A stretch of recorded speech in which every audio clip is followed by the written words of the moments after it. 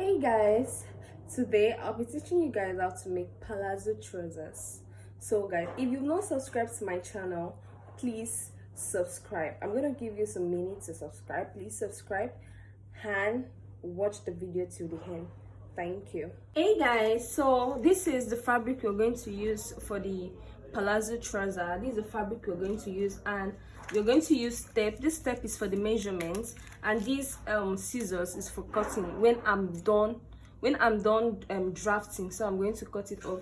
And this is a ruler. This is a cuff ruler. It's to make my cuff. I don't want to be using freehand sketching, so I just want to use a cuff to do it. So watch what I'm going to do. So first of all, guys, we're going to draw a borderline. We're going to draw a borderline. So guys, this is the borderline. This is what we call the borderline. This is where we start taking our measurements from. So from this place we are taking our measurements from, we're going to remove 2 inches for our waistband to get our crotch point. This is called our crotch. To get our crotch. So from there we are going to take a straight line down. So guys, we're first going to take the horizontal measurements before we go for the vertical measurements. So this is the, like I said, this is the borderline and this is the crotch point. From here you're going to keep your tape at the borderline and get your knee points, your knee measurements, where your knee is going to where you're going to start your knee measurements. So you're going to keep your tape. Like for me, my knee is 21, so I'm going to take 21.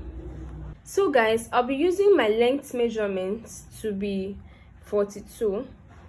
My length measurement is going to be 42. I'm going to mark on my length measurement. After that, I'm going to add extra 2 inches to the extra 2 inches allowance for the bending, and for the hemming allowance I'll give extra 2 inches. We are done with the horizontal measurement, so we are heading into the vertical measurement. So first of all, we are going to start by the waist, like this borderline. We're going to use the borderline as our waistline. So we are now going to take our waist measurement. My waist measurement is 33. So let us use this particular method. I'm going to show you easy method to calculate with your tape. So my waist measurement is 33. We're going to keep here on 33. We go divide it by 4. We divided it by 4 and it's 8. Can you guys see? It is 8/4. So we are going to keep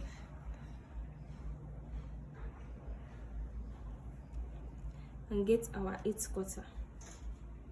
If you follow and subscribe, I'm going to do more tutorials on how to calculate with your tape. And I'm going to put extra 1.5 inches. I'm going to make extra 1.5 inches for zipper allowance and for seaming allowance. So you now get to our crotch. We're going to take a straight line from this waist measurement, also known as our borderline. From this waist measurement and also known as our borderline, we're going to take a straight line. You're going to go in with a straight line. So guys, from after taking our straight line to our crotch point, we are now going to go up by 2.5 inches so that we can get our crotch slope. We now go by 2.5. Don't forget guys, 2.5 is what we are going for. And some people always go it depending on the person's measurements. So me, I'm going to use 2.5 because I'm not that hefty. So I'm going to use 2.5. After using 2.5, I'm going to contact me.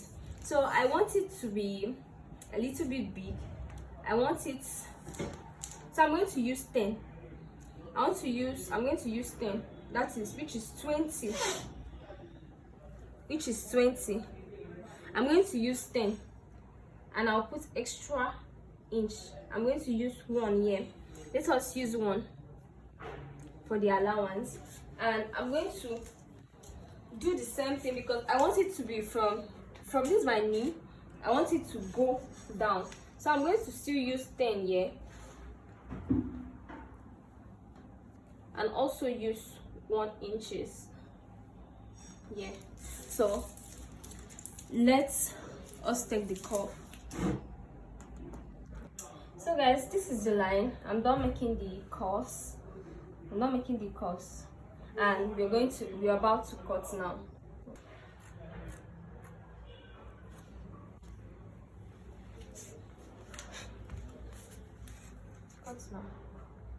So guys, I'm done cutting the front. And I'm going to carry the front and place on the back. This is the front and this is the back, so I'm going to place it on the back and then start my markings. So from here, since I don't want it to overlap when I'm wearing, I don't want it to give me that curve booty shape, so I'm going to come out by 1.5 inches. I'm going to come out by 1.5 inches. I'm going to come out by 1/2. Have you seen, guys? And I'm going to go up by 1.5. Have you seen? So I'm going to come out by 1.5 and I'm going to go up by 1.5. And after that, I'm still going to come to my crotch and I'm going to take my crotch measurement here. I'm going to increase it by 3.5 since it is the back.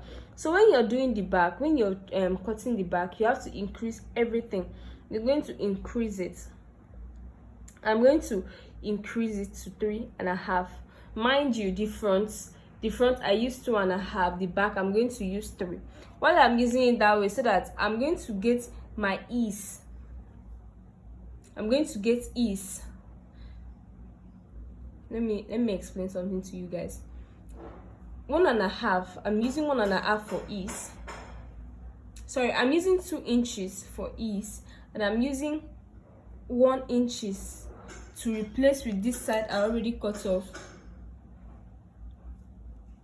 So I'm going to come to my knee measurements, and at this knee measurement I'm going to take 2 inches.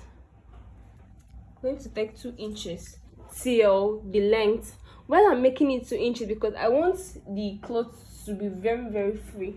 I want it to be very, very, very, very free on my body. Like, I just want it to be big on me. So that's why I'm making it 2 inches. So let us take our let's just mark these lines. Let's join these lines together. So guys, let us cut it together. We are going to cut it from these lines and also cut the same thing we have here. We're going to cut from this line and also cut the same thing we have here. So let's do that.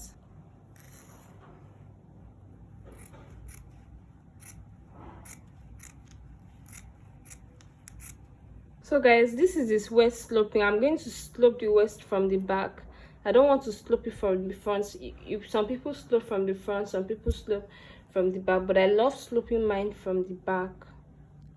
So as you can see, I'm done cutting everything. So let's go and sew it.